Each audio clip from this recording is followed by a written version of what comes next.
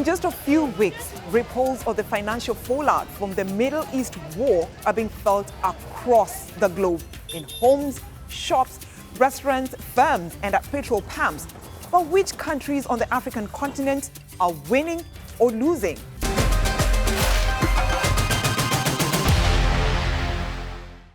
Well, some of Africa's top oil producers have been expanding their markets since the war on Iran began.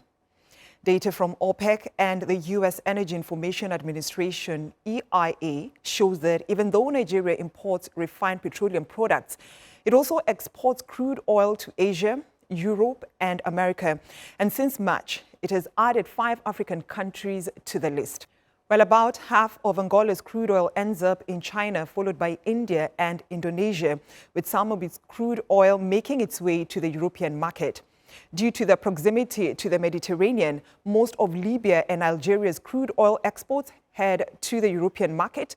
With the Strait of Hormuz largely closed, cargo companies have been forced to reroute through South Africa's Cape of Good Hope to refuel.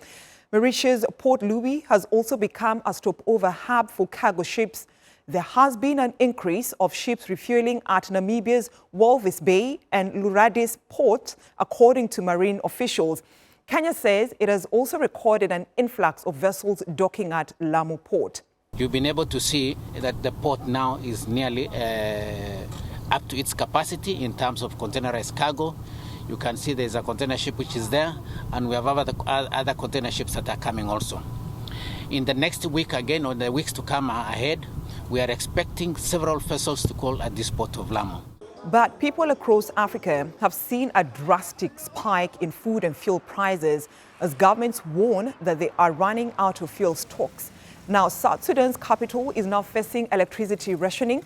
Mauritius has introduced energy-saving measures, and the Ethiopian government is urging its citizens to conserve fuel to avert a fuel shortage. There are no passengers. People stay home or walk on foot. We raised fares because fuel prices went up, and traders have driven fuel costs sky high. We drive with no passengers.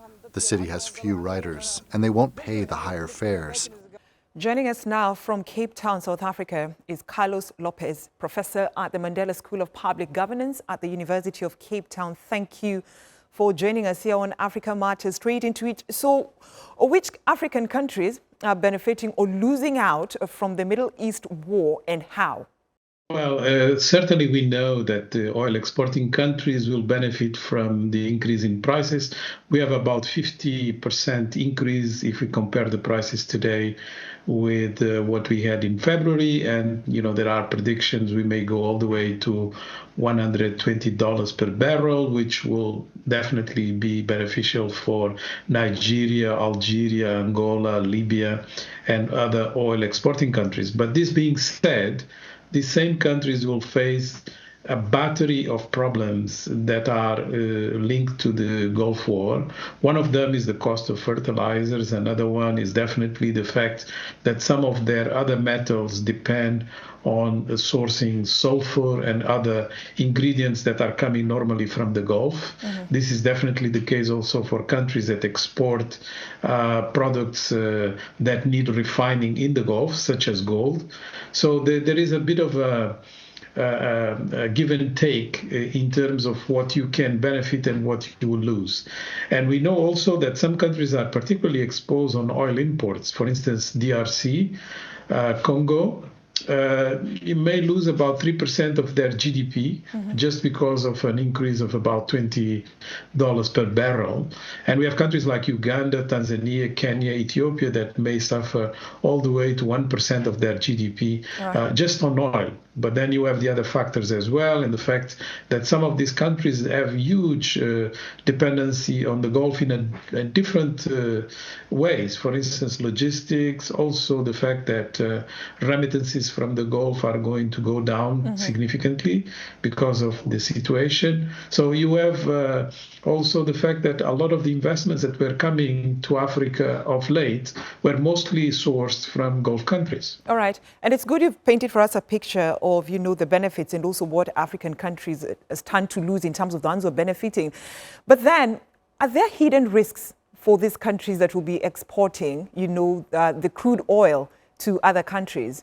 Well, for once, we know that this disruption is also a disruption of logistics. And because this has an effect in terms of how you pay for insurance, the shipping industry is in complete disarray. So what you may gain in terms of the oil prices, you may lose in terms of other costs that are hidden. It's much more easier for a country like Nigeria that now has a very large refinery to benefit from exporting to countries that are not far away, and therefore can, sort of circumvent some of the logistical challenges that others will face. But I think in general, one country that may benefit the most is Algeria, because they have a gas pipeline directly to Italy, and they can pump more at a time where the demand is going to be extremely stressed. So right. I think you can have some short wins here and there. For instance, Egypt that has discovered a lot of gas of late could benefit eventually from some of these developments. But on the other hand, it's a country that depends heavily on right. investments from the Gulf. So right. you cannot really have a picture where it's just a winning, particularly because our volatile currencies are going to take most of the battering that is coming from the markets, and also because, as we know, the inflation is going to be imported. How will the Iran war continue to affect the continent if it continues, since we've seen many Asian countries hit by energy shocks? Well, for once, we have realized that this war has already given us some reality checks that nobody was really expecting, at least with the extent and the scale that we are verifying. One of them is that the BRICS is really more of a symbolic grouping so far, because if Iran is a member of the BRICS, so is Saudi Arabia, United Arab Emirates, and some countries in Africa like South Africa, Ethiopia, and Egypt, and you don't see any semblance of unity or a coordinated response. So that is going to have larger long-term impact. Right. The second is that we know that now asymmetry is not just in the war terms, like drones against very expensive detection mechanisms and so forth. It's also asymmetry economically. Countries are not going to suffer the same because, we can see that the consequences of the war are going to be more penalizing for countries that have more vulnerabilities, and Africa definitely is in that category. And then the third lesson for the longer term is that these oil shocks are demonstrating the need for Africa to do much more refining. So we have to congratulate Aliko Dangote for being a visionary and doing it for Nigeria. All right, and Lopez, but we need to expand that. Allow me to interject, because now that you've mentioned Dangote, are we seeing a broader shift in African fuel trade dynamics, with the Nigerian Dangote refinery exporting fuel to at least 5 African countries? It's excellent news, but as I was going to say, it's not yet enough, because Africa continues to import about 70% of its refined products, although it's an oil exporting continent. And, it's very much important in terms of the scale of our exports of commodities. It represents about 40% of our exports. So we need to do much more, basically. All right. And finally, Lopez, has there been a change in how the continent buffers itself from external shocks like the COVID-19 and the Ukraine war actually? And are there any African countries getting it right as we speak? Well, we can just look into the forecast of the IMF before the war that were projecting Africa to be, for the first time, a continent with the most significant growth in the world, surpassing Asia, or at least competing with Asia. That was excellent news and really a record to a certain extent. And it comes after the ODA has been reduced dramatically and even almost disappeared from one of the main sources, which was the United States. The fact that we had basically exhausted our fiscal space after the pandemic and the Ukraine war impact, the fact that the currencies in the continent are extremely exposed and have demonstrated poor performance. So we can go on with the list. And despite all of that and the cost of capital being the highest in the world, Africa was posting very acceptable growth. So that proves resilience, that proves incredible capacity, and it could not have happened without some changes that have been introduced in the macroeconomic management and the increasing good performance in that respect. So I think we have a lot to be congratulated about in that score. But this being said, nobody could have anticipated this particular developments in the Gulf that are going, again, as I was mentioning, going to affect the entire world economy. It's one of the worst shocks in terms of energy markets for a very long time. And I think by just comparing the vulnerabilities that Africa faces in relation to other parts of the world, it is to be expected that the consequences in Africa are going to be quite daring. All right, Carlos Lopez, he's a professor at the Mandela School of Public Governance at the University of Cape Town. Thank you for your time and for talking to us here on Africa Matters. And still to come.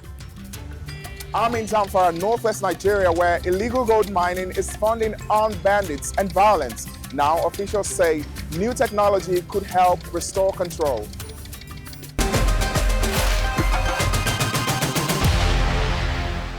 To Nigeria's largest geopolitical zone now, which is made up of 7 states and about a third of the country's population call it home. The Northwest has huge deposits of minerals, including gold and lithium. But the region has long struggled with insecurity and underdevelopment. Officials are now banking on a new joint strategy involving advanced technology to change the status quo. Timothy Obiezu has this report from one of the mining sites in Zamfara State. The hope of finding gold keeps many like Yahuza Tanimu digging throughout the day and sometimes into the night. But in Anka, northwest Zamfara State, terror could be lurking nearby. You see, it all depends. During the rainy season, you cannot find anybody here because of the fear of attacks by the bandits. We have to go to other places that are safe. Armed bandits are criminal gangs responsible for frequent raids, kidnappings for ransom, and village attacks across northwest Nigeria. Data from the Armed Conflict Location and Event Data Project shows that between 2023 and 2025, more than 3,600 violent incidents were linked to criminal gangs, resulting in nearly 9,400 deaths. Over 700 kidnappings were also reported in Zamfara, Katsina, and Kaduna states. No matter what you pay any of us, we will not go there. Once you go there, they'll kidnap you and demand a ransom or force you to work for them. So we'll just continue to manage with the little we earn here. This is as far as we've been advised to go for our own safety, but just a few kilometers from here are even richer deposits of gold now controlled by armed groups. Residents say some of those running the camps are foreign nationals, reportedly from countries such as Mali, Niger, and Burkina Faso. Much of the mining here is unregulated. While authorities have sought to tighten control of porous borders, they say artisanal miners are not the primary challenge. It is true, there are some bandits who haven't realized the potentials there. Now, they decided to secure site for them, guard those people to do their mining activities. One, it gives them money to be able to buy more arms. You don't even know the quantity or the nature of solid minerals they get. Security officials and industry experts estimate that Nigeria could be losing as much as $9 billion per year to illegal mining and smuggling of gold and other minerals. In December, the Northwest Governors Forum launched a joint security pact. Because the security, the borders is porous, and then the bandit can move from one state to another. We came together, we felt that we should fight this insecurity within regionally through this partnership and collaboration. Last month, authorities unveiled new armored personnel carriers to bolster military operations. But analysts warn that unless residents can get more jobs and opportunities, insecurity in the region is likely to persist. Timothy Obiezu, Africa Matters, Anchor, Northwest Nigeria. Now, even though South Africa also struggles with illegal mining, the gold industry is experiencing something of a rare revival. Now, the West Wits Mining has opened the country's first new underground gold mine in 15 years in Johannesburg. It's hoping to tap into deposits that have now been made viable by soaring gold prices. Abdul Wahab Ayupi has more. A rare spark for South Africa's gold industry. The Kala Shallows mine is the first new underground project in South Africa in 15 years, and is tapping into the legendary Witwatersrand Basin, one of the richest gold deposits in history. We start looking at this project, and with obviously the increased gold price, it seems that this project is very viable. Gold prices have jumped roughly 60% over the past year, but output remains around 19 metric tons, far below its peak of 1,000. Long lead times, high costs, and uncertainty over future prices have kept many companies cautious. Producers are shifting away from high-cost operations towards lower-risk strategies. In some cases, like Kala Shallows, that means new underground projects. The Witwatersrand Basin produced 40% of all gold produced in the world up to date. So that's a huge number. Geologically, we understand this ore body probably better than any other ore body right over the world. Exploration spending has dropped sharply from roughly $900 million in 26 to just over $40 million in recent years. But the project is expected to run for at least 17 years and generate over $1 billion. Globally, in terms of reserves, we are the third highest country ranked in terms of gold reserves. And even though our gold output historically has declined, we still produce massive amounts of gold. The recent price surge of gold has been driven by demand by central banks seeking to diversify away from the US dollar. Retail demand is also rising as investors seek stability in uncertain times. And even with what's going on now worldwide, there's a lot of unrest, war, that's a safe haven where people will store their money. They'll always move back to gold. For now, projects like Kala Shallows offer a glimpse of revival. But structural challenges mean South Africa's gold industry is likely to grow slowly. Abdul Wahab Ayupi, Africa Matters. Well, Uganda is also banking on gold with plans to buy at least 100 kilograms of gold to strengthen its foreign exchange reserves. The main aim of the so-called Gold Purchase Program launched in 2024 is to diversify reserve assets and reduce the country's reliance on traditional foreign currencies, notably the US dollar. Isabel Nakiria tells us more from the capital, Kampala.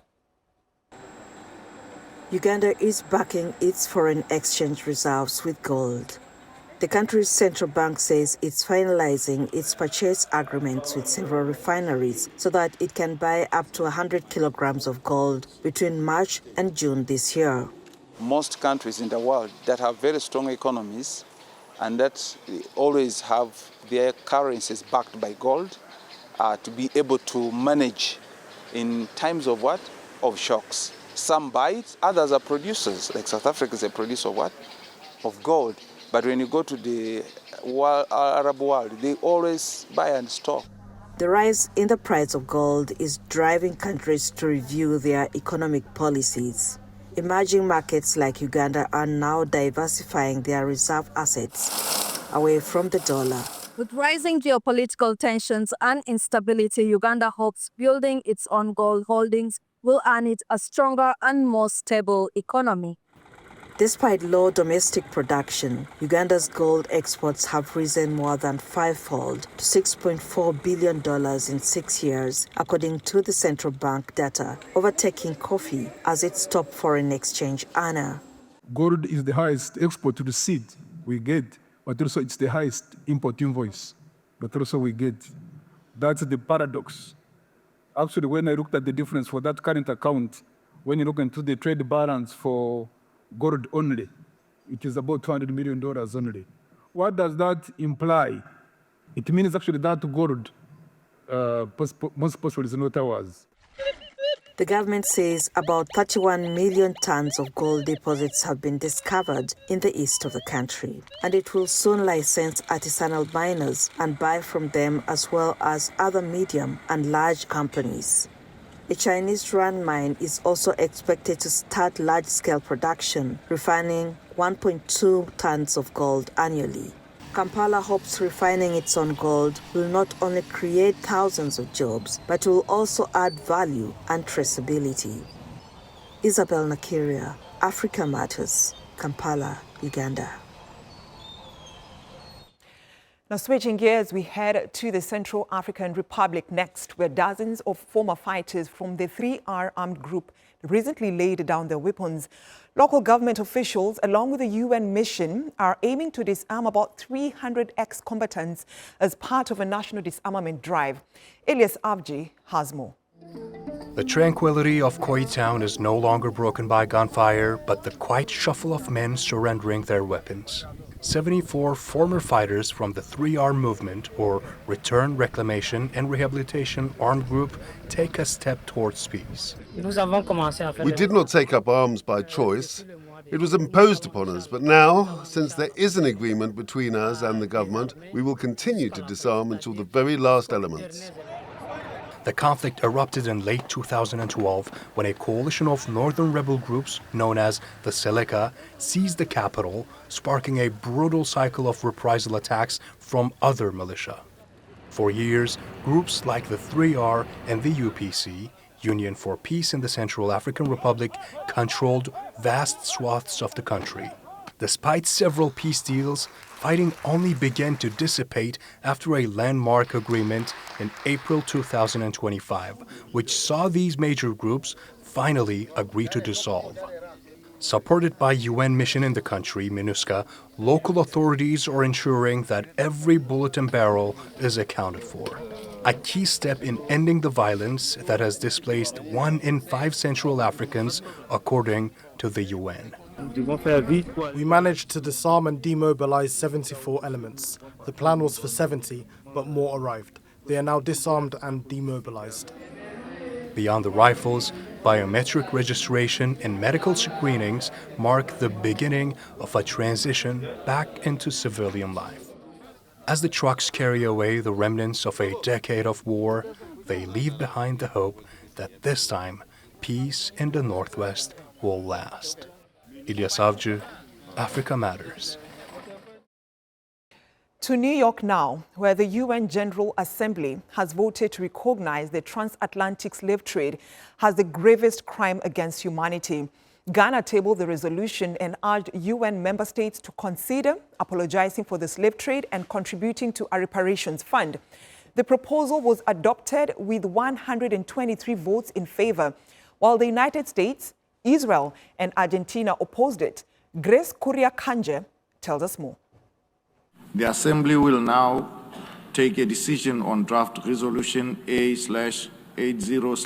The historic UN resolution spearheaded by Ghana to label the transatlantic slave trade as the gravest crime against humanity because of its scale, duration, systemic and brutal nature, as well as its legacy to date. Despite opposition from the US, Israel and Argentina, it passed with 123 votes in favor and 52 abstentions from countries like the United Kingdom and former European powers. We come together in solemn solidarity to affirm truth and pursue a route to healing and reparative justice. The adoption of this resolution serves as a safeguard against forgetting. Historians estimate that at least 12 million Africans were uprooted from their ancestral lands over the course of 400 years. They were trafficked by the Europeans to the Americas and used as forced labor on cotton, sugar and coffee plantations between the 15th and 19th centuries.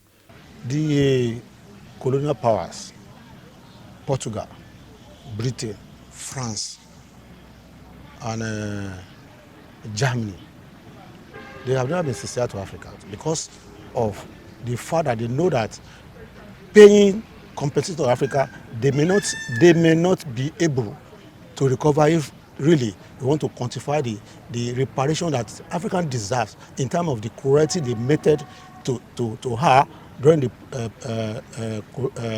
transatlantic slave trade. So they are afraid.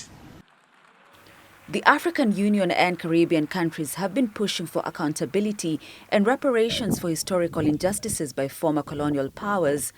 The Kingdom of the Netherlands cannot support references that suggest the retroactive application of international law, including the implication of a legal obligation to provide reparations for acts that were not a violation of international law at the time they were committed. This resolution is not about apportioning blame across generations or nations. It is not about reopening old wounds. It is about ensuring that those wounds are neither forgotten nor denied. Grace Kuriakanja, Africa Matters. That's our show this week. Please let us know how you are coping with impact of the Iran war where you are. You can leave your comments on our Africa Matters YouTube page or on X. Thanks for watching, and it's goodbye from me, Brenda Zeda Radido.